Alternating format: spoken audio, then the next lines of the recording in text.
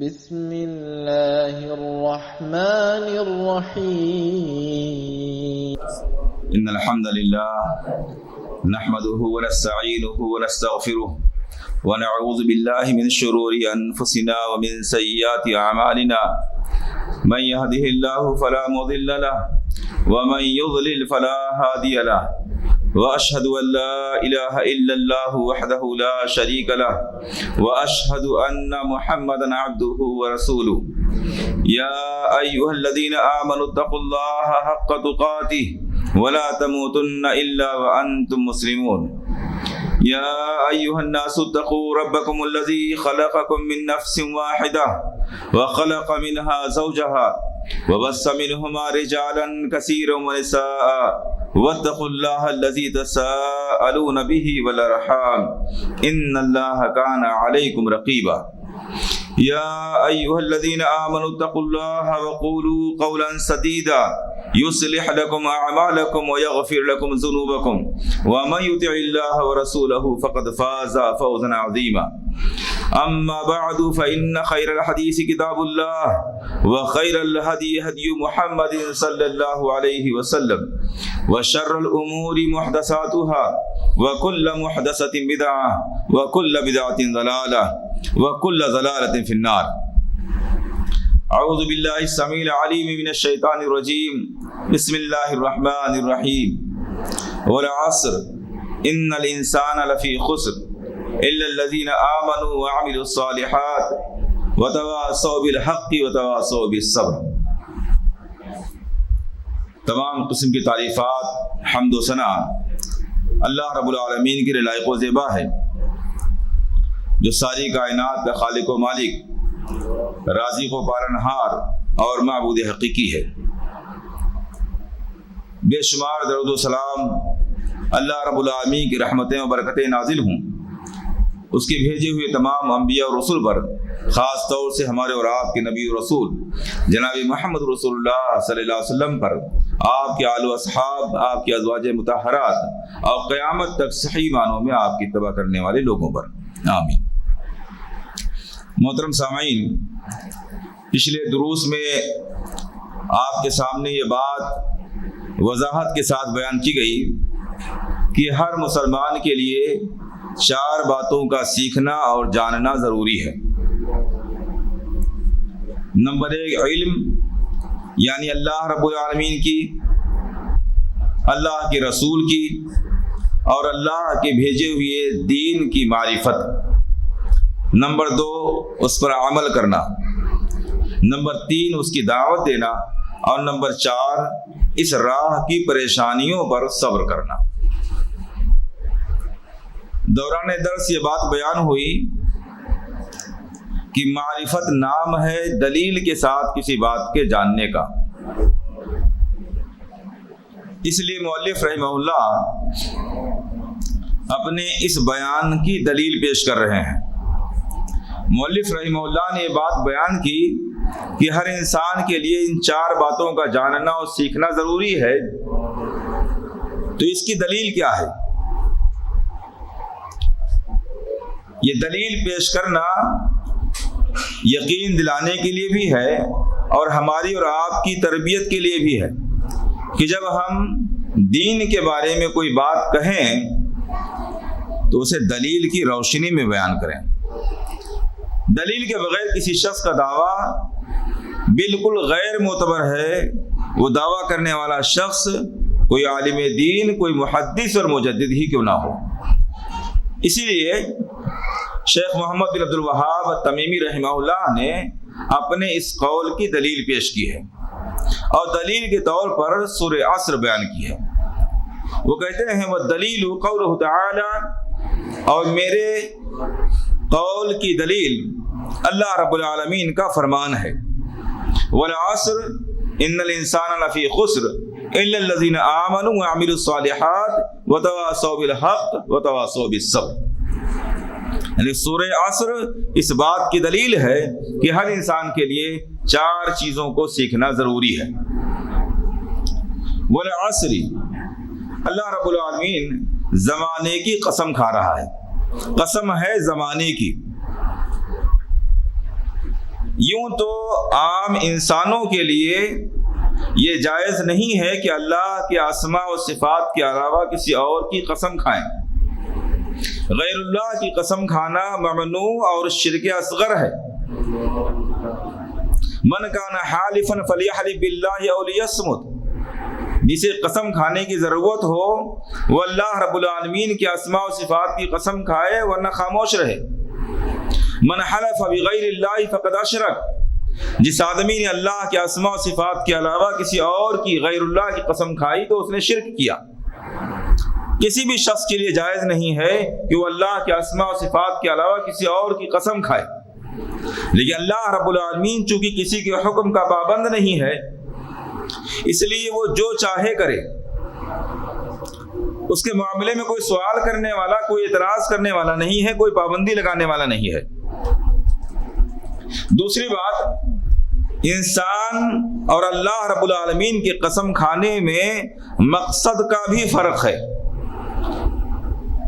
اس لیے اللہ رب العالمین جس کی چاہے قسم کھائے درست ہے، بجا ہے، انسان جس کی چاہے قسم کھائے یہ بیجا اور غیر درست ہے، کیونکہ دونوں کے قسم کھانے کے بنیادی مقصد میں فرق ہے۔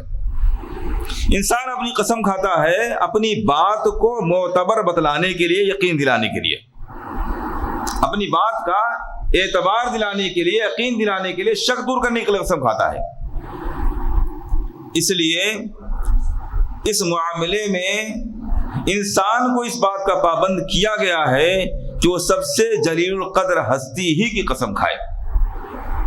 قسم کھانا اس بات کی دلیل ہے کہ جس کی قسم کھائی جا رہی ہے وہ ہستی ہماری نظر میں بہت زیادہ معزز، بہت زیادہ محترم ہے، اور سب سے زیادہ معزز ہستی اللہ رب العالمین کی ہے، اس لیے قسم کے معاملے کو اس نے اپنی ذات کے ساتھ خاص رکھا ہے۔ یہ عبادت کا ایک حصہ ہے، اس میں قیاس آرا ہی نہیں ہے کہ ہمارے والدین سے محبت ہے اس لیے ہم والدین کی بھی قسم کھا سکتے ہیں۔ لوگ کھاتے ہیں قسم، ماں کی قسم۔ ہمیں رسول اکرم صلی اللہ علیہ وسلم سے محبت ہے، صحابہ کرام سے محبت ہے، اس لیے ان سے محبت ہے تو ہم ان کی بھی قسم کھا سکتے ہیں؟ نہیں، اس لیے کہ معاملہ عبادت کا ہے اور عبادت میں قیاس اور عقل کا دخل نہیں ہے۔ اللہ رب العالمین نے ہم اور آپ کو اس بات کا پابند کیا ہے کہ جو قسم کھانا چاہتا ہے وہ صرف میرے نام اور میری صفات کی قسم کھائے، کسی غیر کی قسم کھانا گویا میری عظمت کے ساتھ کسی اور کی عظمت کو ملا دینے کے برابر ہے۔ اللہ رب العالمین کی قسم کھانے کا مقصد اپنی بات کا اعتبار دلانا نہیں ہے، اس لیے کہ جسے اللہ رب العالمین کی بات کا اعتبار نہ ہو وہ قسم کھانے کے باوجود اللہ رب العالمین کی بات کا اعتبار نہیں کرے گا، اور اللہ رب العالمین کی ذات اس بات سے بہت اعلیٰ اور بالا ہے کہ وہ قسم کھا کر کے اپنی بات کا اعتبار دلائے۔ وہ تو اتنی معتبر ہستی ہے کہ اس کا کہہ دینا ہی کافی ہے، اسے قسم کھانے کی کیا ضرورت ہے۔ انسان چونکہ جھوٹ بھی بولتا ہے، بعض دفعہ حقیقت کو جانتا بھی نہیں ہے، اس لیے بعض دفعہ ضرورت پڑتی ہے قسم کھانے کی۔ نبی اکرم صلی اللہ علیہ وسلم نے بہت سے موقع پر قسم کھائی ہے۔ تو اللہ رب العالمین اس لیے نہیں قسم کھاتا ہے کہ بندہ اللہ کی بات پر اعتبار اور یقین کر لے، بلکہ وہ اس لیے قسم کھا رہا ہے کیونکہ وہ جس چیز کی قسم کھا رہا ہے اسے معتبر بتلانا چاہتا ہے، اس کی شان بلند کر دینا چاہتا ہے۔ وہ جس کی قسم کھا رہا ہے اس کی شان بلند کرنے کے لیے اس کی قسم کھا رہا ہے، ایک مقصد۔ دوسرا مقصد، جس بارے میں قسم کھا رہا ہے، جس بات کے لیے قسم کھا رہا ہے اس میں، اور جس چیز کی قسم کھا رہا ہے اس میں کوئی گہرا تعلق ہے، اس تعلق کو ظاہر کرنے کے لیے اللہ رب العالمین کی قسم کھا رہا ہے۔ جس کی قسم کھا رہا ہے اس میں، اور جس لیے قسم کھا رہا ہے، جس بات کے لیے قسم کھا رہا ہے اس میں، ان دونوں میں کوئی گہرا تعلق ہے، اس گہرے تعلق کو بتلانے کے لیے اللہ رب العالمین قسم کھا رہا ہے، اپنی بات کا اعتبار دلانے کے لیے نہیں۔ بہرحال انسان کے لیے جائز نہیں ہے کہ اللہ کے اسماء و صفات کے علاوہ کسی اور کی قسم کھائے۔ اللہ رب العالمین تمام قسم کے قوانین سے مبرہ ہے، وہ جس کی چاہے قسم کھا سکتا ہے۔ میں اسی سے متعلق ایک سوال آپ کے سامنے رکھوں، کیا قرآن کی قسم کھانا جائز ہے؟ کیا خیال ہے آپ لوگوں کا؟ کیا قرآن کی قسم کھا سکتے ہیں؟ کیوں؟ قرآن اللہ کا کلام ہے، مخلوق نہیں ہے۔ مخلوق کی قسم نہیں کھا سکتے نا. قرآن اللہ کا کلام ہے اور کلام متکلم کی صفت ہوا کرتی ہے. تو چونکہ کلام اللہ کی صفت ہے اس لیے کلام اللہ کی قسم کھا سکتے ہیں. بہرحال اللہ رب العالمین نے یہاں عصر کی زمانے کی قسم کھائی ہے. زمانے کی اہمیت کو بتلانے کے لیے. زمانہ کیا ہے؟ یہ سیکنڈ اور منٹ اور گھنٹہ اور دن اور رات اور ہفتہ اور مہینہ اور سال، انہی کے مجموعوں کا نام زمانہ ہے. ایک ایک سیکنڈ سے جڑ کر کے جو وقت بنتا ہے اور وقت جو مہینے اور سال میں تبدیل ہوتا ہے پھر زندگی میں تبدیل ہوتا ہے، یہی زمانہ ہے. اللہ رب العالمین وقت کی اہمیت کو بتلانے کے لیے زمانے کی قسم کھا رہا ہے. ایک مقصد. دوسرا مقصد، جس بات کو ثابت کرنے کے لیے قسم کھا رہا ہے اس میں اور زمانے میں بڑا گہرا تعلق ہے. یعنی زمانہ گواہ ہے، شاہد ہے اس بات کے لیے جس کے لیے اللہ رب العالمین قسم کھا رہا ہے. جس چیز کی قسم کھا رہا ہے اللہ رب العالمین، اس کو جاننے کے لیے زمانے کے ایام گواہ ہیں. والعصری قسم ہے زمانے کی. کس بات کے لیے؟ ان الانسان لفی خسر. یقینی طور پر تمام انسان خسارے میں ہیں، گھاٹے میں ہیں. تمام انسان، وہ اپنے آپ کو مومن کہہ رہے ہوں، کافر کہہ رہے ہوں، متقی و پرہیزگار کہہ رہے ہوں، دنیاوی اعتبار سے خوشحال ہوں، بدحال ہوں، جیسے بھی ہوں، تمام کے تمام انسان خسارے میں ہیں. کوئی ایک انسان بھی اس دائرے سے باہر نہیں ہے. وہ اپنے آپ کو اگرچہ نفع میں سمجھ رہا ہو مگر اللہ رب العالمین فرما رہا ہے کہ وہ خسارے میں ہے. جب اس کا فرمان ہے کہ خسارے میں ہے تو یقینی طور پر خسارے میں ہے. وہ خسارہ اسے آج محسوس ہو یا نہ محسوس ہو مگر وہ ہے خسارے میں. اور قسم کھا کے اللہ رب العالمین اس بات کو بیان فرما رہا ہے اور زمانے کو گواہ بنا رہا ہے کہ اس خسارے کو ثابت کرنے کے لیے زمانے کو دیکھ لو، ایام کو دیکھ لو، تجربہ کر کے دیکھ لو. زمانہ اس بات پر گواہ ہے کہ سارے لوگ نقصان و گھاٹے ہی میں رہے ہیں سوائے ان لوگوں کے جن کے اندر 4 صفتیں پائی جاتی ہیں. جن لوگوں کے اندر 4 صفتیں پائی جاتی ہیں وہی ہمیشہ نفع میں رہے ہیں، خسارے سے محفوظ رہے ہیں، دنیا کے اندر بھی اور آخرت کے اندر بھی. دنیا میں خسارے سے محفوظ رہنا کیا ہے؟ مال کا مل جانا، جسمانی صحت کا مل جانا، عزت کا مل جانا، یہ خسارے سے محفوظ رہنا نہیں ہے. خسارے سے محفوظ رہنے کا مطلب یہ ہے کہ ایمان اور امن کی دولت پا جانا. ایمان اور امن کی دولت. انسان صاحب ایمان ہے اس کا مطلب وہ خیر میں ہے، صاحب ایمان نہیں تو خیر میں نہیں ہے. اور دوسری چیز اسے امن حاصل ہو. امن کا مطلب یہ ہے کہ اللہ رب العالمین نے اسے جو کچھ بھی دیا کم زیادہ جیسے بھی، اس کا دل اللہ رب العالمین کی عطیات پر مطمئن اور خوش ہے. یہ بہت بڑی نعمت ہے، بہت بڑی نعمت ہے. آپ دیکھ سکتے ہیں دنیا کے اندر تمام قسم کی نعمتوں سے مالا مال ہے لوگ، لیکن امن کی دولت، سکون کی دولت ان کے اندر نہیں پائی جاتی، بے چینی کی زندگی گزار رہے ہیں. تو دنیا اس وقت مفید ہے جب یہ 2 چیزیں پائی جاتی ہوں، ایمان اور امن. ان دونوں میں سے ایک بھی اگر نہیں ہے تو انسان خسارے میں ہے. یہ دنیاوی خسارے سے محفوظ رہنا ہوا. دنیاوی خسارے سے بچنے کے لیے 2 چیزوں کا پایا جانا، اور آخرت کے خسارے سے بچنے کے لیے جہنم سے بچ کر کے جنت میں داخل ہو جانا. آخرت کے خسارے سے بچنے کا مطلب کیا ہے؟ آدمی جہنم سے بالکل بچ جائے، ایک لمحے کے لیے بھی اسے جہنم میں داخل نہ ہونا پڑے اور سیدھا جنت میں داخل ہو جائے. اگر اسے 1 سیکنڈ کے لیے بھی جہنم میں داخل ہونا پڑا تو یہ آخرت کا خسارہ ہے. تھوڑا سا ہی خسارہ صحیح مگر ہے خسارہ، مکمل کامیابی نہیں ہے. اسی لیے اللہ رب العالمین نے ارشاد فرمایا فَمَن زُحْزِحَ عَنِ النَّارِ وَأُدْخِلَ الْجَنَّةَ فَقَدْ فَازَ.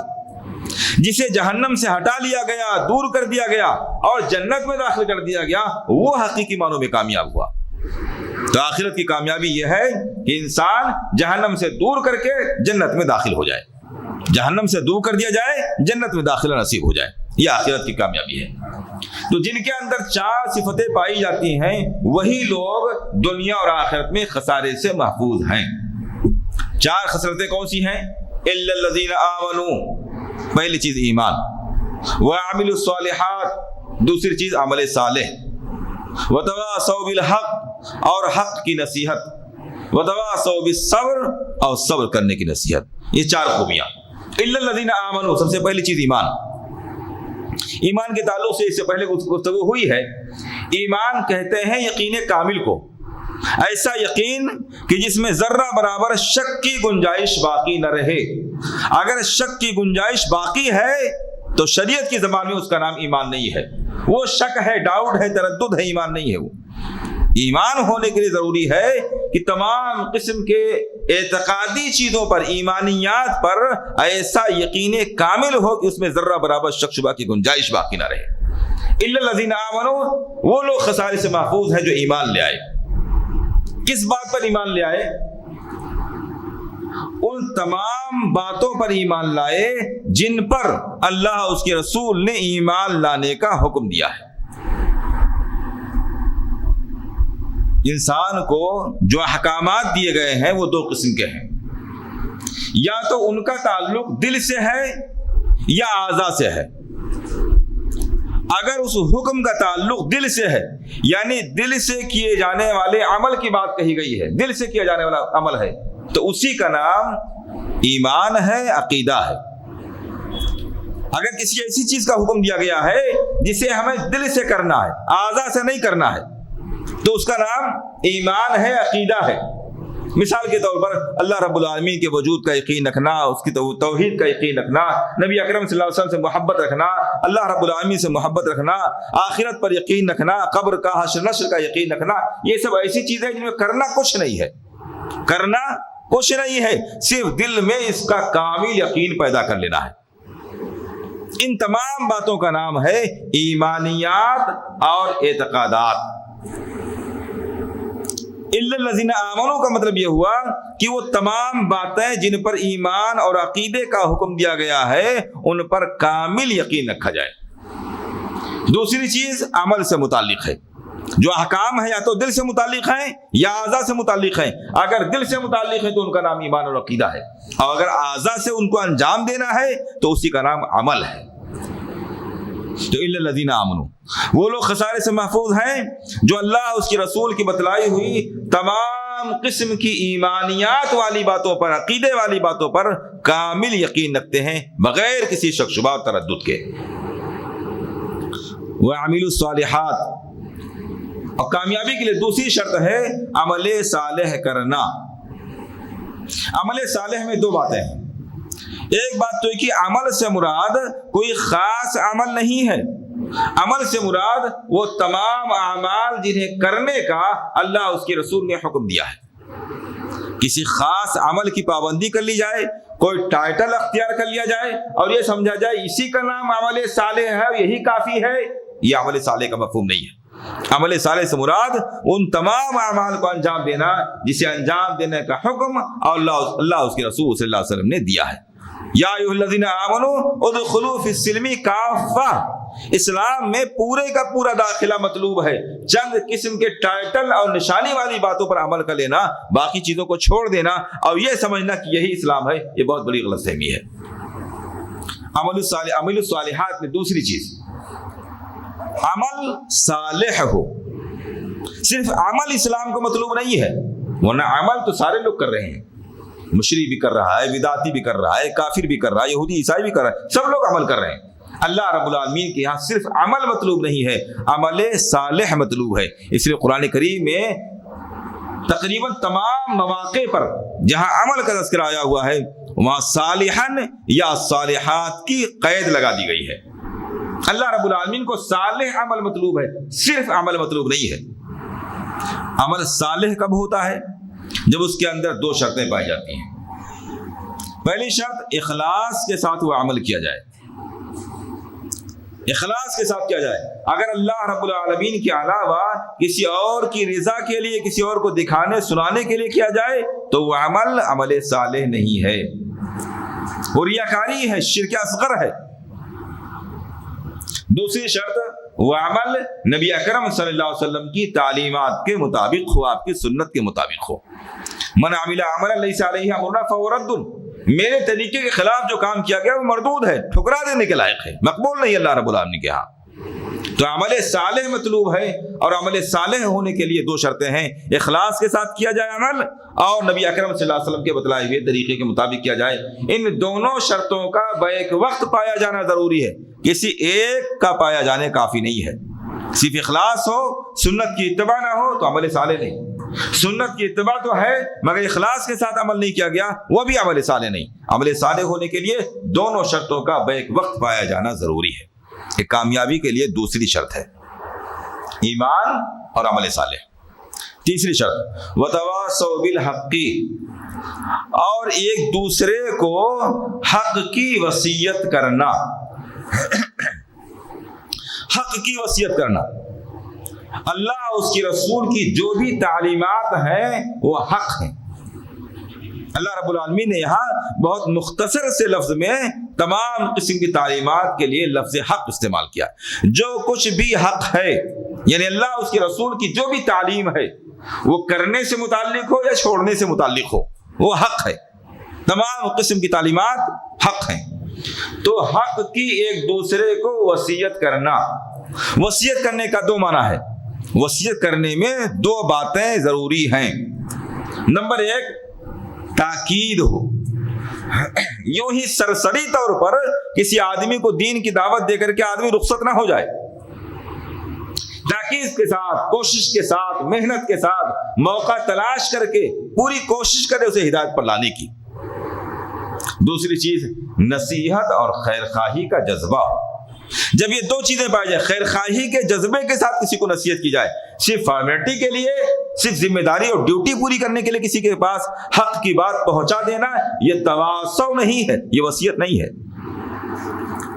تو حق کی وصیت کرنا یعنی تاکید کے ساتھ، کوشش کے ساتھ حق کی بات پہنچانا، اور نصیحت کے ساتھ، خیر خواہی کے ساتھ، اچھے جذبے کے ساتھ خیر کی بات، حق کی بات پہنچانا۔ لفظ استعمال کیا گیا تواصو۔ تواصو کا معنی ہوتا ہے دونوں طرف سے یہ بات پائی جائے، حق کی وصیت یک طرفہ نہ ہو کہ کچھ لوگ حق کی نصیحت کر رہے ہیں، حق کا حکم دے رہے ہیں، اور دوسرے لوگ سامع ہیں، صرف سن رہے ہیں۔ تمام انسانیت کو اس بات کا حکم دیا جا رہا ہے کہ وہ سننے والے بھی ہوں اور نصیحت کرنے والے بھی ہوں، یعنی نصیحت کی جائے تو اسے سنیں، نصیحت سننے کا جذبہ ہو۔ یہ بھی بڑا اہم معاملہ ہے۔ ہمارے یہاں نصیحت کرنے والوں کی تعداد تو بہت زیادہ ہے، نصیحت سننے والوں کی تعداد بہت کم ہے۔ تواصو میں سننے کا جذبہ بھی ضروری ہے۔ ایک دوسرے کو نصیحت کرنے کا مطلب یہ ہوا کہ آپ مجھے نصیحت کریں، یعنی میں سنوں آپ کی نصیحت کو، اور میں آپ کو نصیحت کروں تو آپ میری نصیحت کو سنیے۔ دونوں طرف سے نصیحت کرنے کا اور نصیحت کو سننے کا جذبہ پایا جانا چاہیے۔ یہ خسارے سے بچنے کی تیسری شرط ہے، اور اسی کو قرآن کریم میں امر بالمعروف اور نہی عن المنکر کہا گیا ہے، اور اسی کی بنیاد پر امت محمدیہ کو خیر امت کہا گیا ہے۔ کنتم خیر امت اخرجت للناس تأمرون بالمعروف وتنہون عن المنکر وتؤمنون باللہ۔ آپ خیر امت ہیں، تمام پچھلی امتوں میں سب سے افضل اور بہتر امت ہیں۔ آپ کو انسانیت کی خدمت کے لیے، انسان کے فائدے اور بھلائی کے لیے پیدا کیا گیا ہے، اس لیے تمہاری ذمہ داری ہے کہ امر بالمعروف اور نہی عن المنکر کا فریضہ انجام دو۔ اسی کی بنیاد پر ہم خیر امت ہیں۔ اگر یہ بنیاد، یہ صفت ہٹا دی جائے تو خیر امت باقی نہیں رہیں گے۔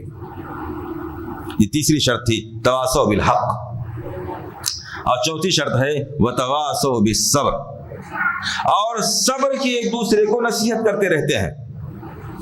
غالباً کل ہی صبر سے متعلق یہ بات آئی ہے کہ حق کی دعوت کی، نصیحت کی ذمہ داری، دعوت کا کام اور صبر کے درمیان چولی دامن کا رشتہ ہے۔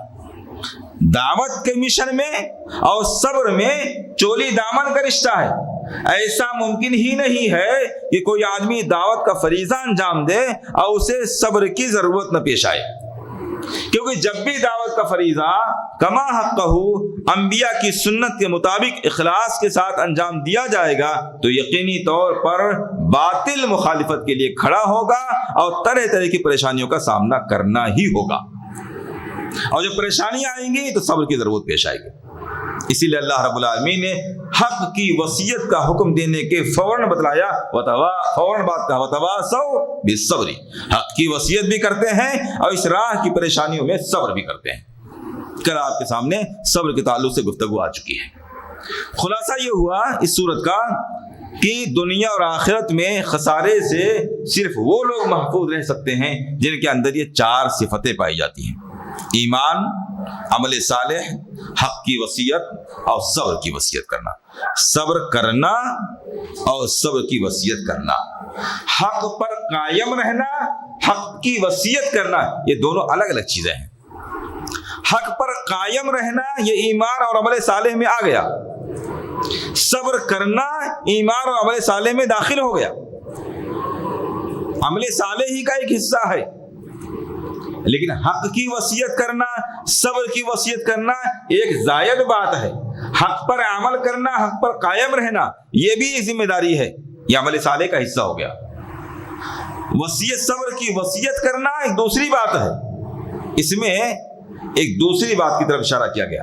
حق پر قائم رہنے کے ساتھ، صبر کرنے کے ساتھ ایک دوسرے کو حق پر قائم رہنے کی اور صبر کرنے کی جو لوگ نصیحت کرتے ہیں وہ خسارے سے محفوظ ہیں۔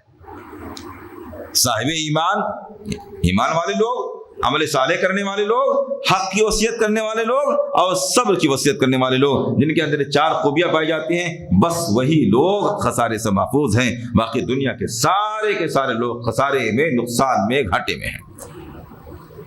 یہ دلیل ہے، یہ مؤلف رحمہ اللہ کی دلیل ہے ان کے دعویٰ کو ثابت کرنے کے لیے۔ دعویٰ کیا تھا؟ ہر مسلمان کے لیے ضروری ہے کہ وہ 4 باتوں کو سیکھے: علم، عمل، دعوت، صبر۔ اب یہاں ذرا غور کرنے کی چیز ہے۔ مؤلف رحمہ اللہ نے کیا فرمایا تھا؟ پہلی چیز کیا تھی؟ علم۔ تو کیا سورہ عصر میں کہیں علم کا تذکرہ ہے؟ سورہ عصر میں تو سب سے پہلے الا الذین آمنوا کہا گیا نا، ایمان ہے، علم کا تذکرہ تو نہیں ہے۔ تو دعویٰ دلیل کے مطابق ہوا، دلیل دعویٰ کے مطابق ہوئی۔ میں نے اس سے پہلے آپ کے سامنے عرض کیا تھا کہ کسی بھی چیز کو ثابت کرنے کے لیے 3 چیزوں کا پایا جانا ضروری ہے۔ نمبر 1 دلیل کا پایا جانا، دلیل کے بغیر دین کا کوئی مسئلہ ثابت نہیں ہوتا، بلکہ دنیا کا مسئلہ بھی ثابت نہیں ہوتا ہے۔ دوسری چیز اس دلیل کا اپنے آپ میں صحیح اور مقبول ہونا، یعنی اگر وہ دلیل حدیث کی ہے تو اس حدیث کا صحیح ہونا ضرور ہے، ضعیف اور موضوع ناقابل قبول نہ ہو۔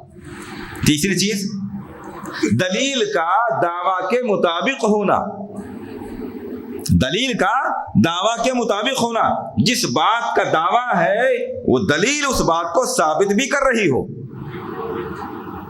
تو یہاں ایک تیسری بات دیکھیں، دلیل موجود ہے، دلیل صحیح ہے کیونکہ قرآن کریم کی ایک صورت ہے، ضعیف موضوع ہونے کا کوئی مسئلہ نہیں۔ اب تیسری بات بچتی ہے دلیل کا دعوے کے مطابق ہونا۔ تو دعوے کے مطابق لگ رہا ہے، دلیل میں کیا کہا جا رہا ہے؟ ایمان، عمل صالح، حق کی وصیت، صبر کی وصیت۔ دعویٰ کیا ہے؟ علم، سب سے پہلے کہا گیا علم، تو سورت میں کہیں علم کا تذکرہ ہی نہیں ہے۔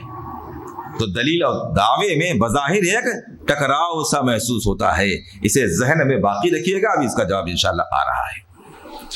سب سے پہلے ہم ذکر کرتے ہیں مؤلف رحمہ اللہ کی سورہ عصر کی فضیلت سے متعلق امام شافعی رحمہ اللہ کی بات۔ امام شافعی رحمہ اللہ کہتے ہیں لو ما انزل اللہ حجتا علی خلقہ الا هذه السورہ لکفتہم، اگر اللہ رب العالمین اپنے بندوں پر حجت پوری کرنے کے لیے، حجت تمام کرنے کے لیے اس سورت کے علاوہ اور کچھ بھی نازل نہ کرتا، صرف ایک سورت نازل کر دیتا حجت تمام کرنے کے لیے، لکفتہم، تو سارے لوگوں کے لیے یہی ایک سورت کافی ہو جاتی۔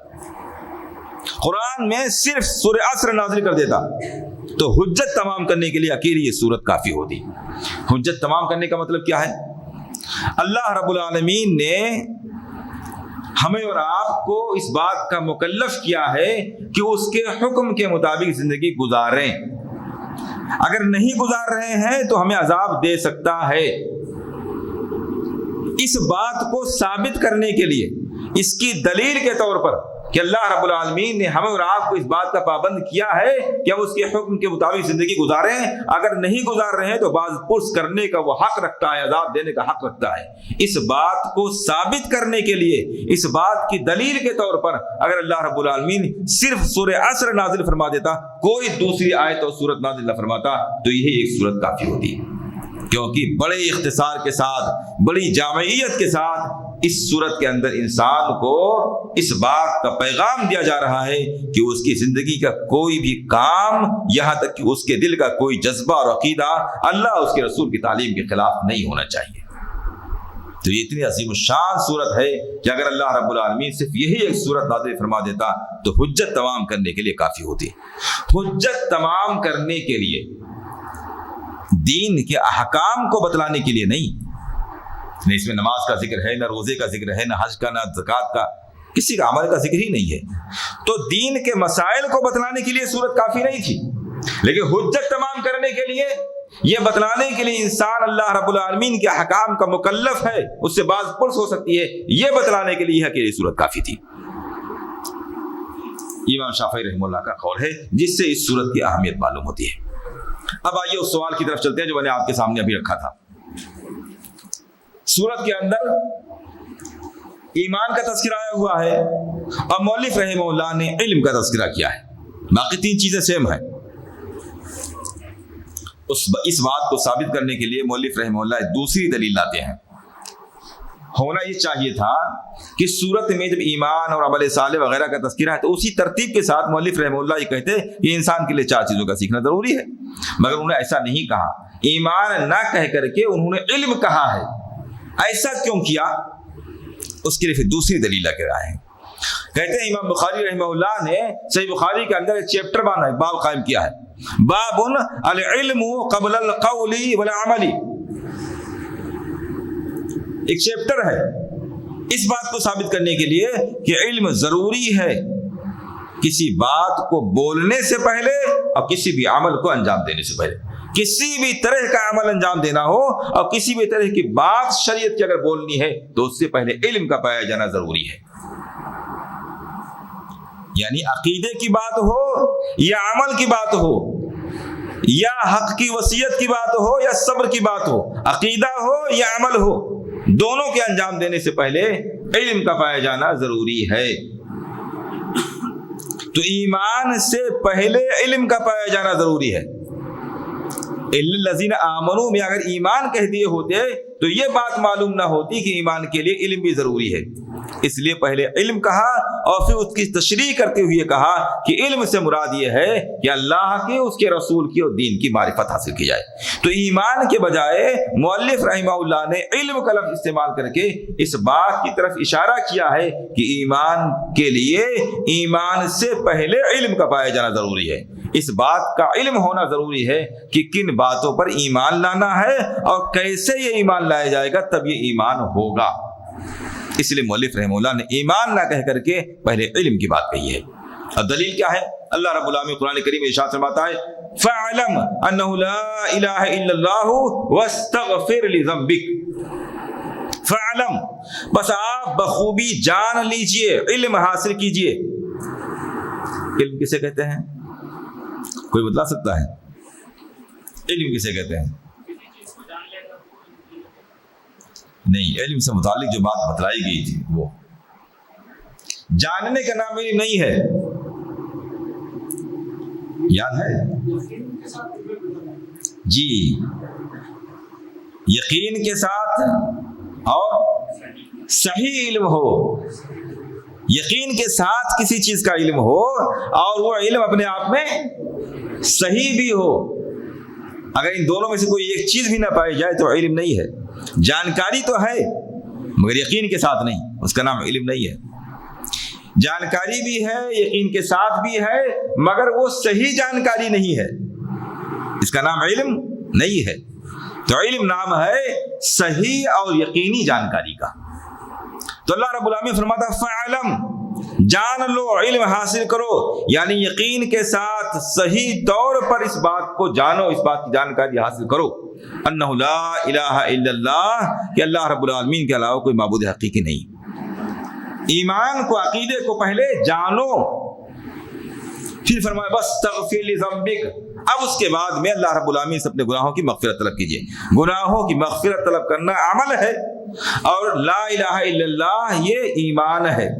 اللہ رب العالمین نے فرمایا جانو پہلے، پھر عقیدہ بناؤ، پھر اس عقیدے کے تقاضے کے مطابق عمل کرو۔ مؤلف رحمہ اللہ لکھتے ہیں فبدأ بالعلم قبل القول والعمل، اللہ رب العالمین نے اس آیت کریمہ میں قول اور عمل سے پہلے علم کے ذریعہ گفتگو شروع فرمائی ہے۔ پہلے علم کا تذکرہ فرمایا ہے، پھر قول اور عمل کی بات کہی ہے، جس سے بات معلوم ہوتی ہے کہ ایمان سے پہلے ہی علم کا پایا جانا ضروری ہے، اور اسی لیے مؤلف رحمہ اللہ نے ایمان کی جگہ پر علم کا لفظ استعمال کیا ہے، تاکہ ہمیں یہ بات معلوم ہو جائے کہ صرف ایمان لے آنا، اللہ کے بارے میں، اس کے رسول کے بارے میں، آخرت کے بارے میں جس طرح چاہیں یقین بٹھا لے وہ ایمان ہے، ایسا نہیں ہے۔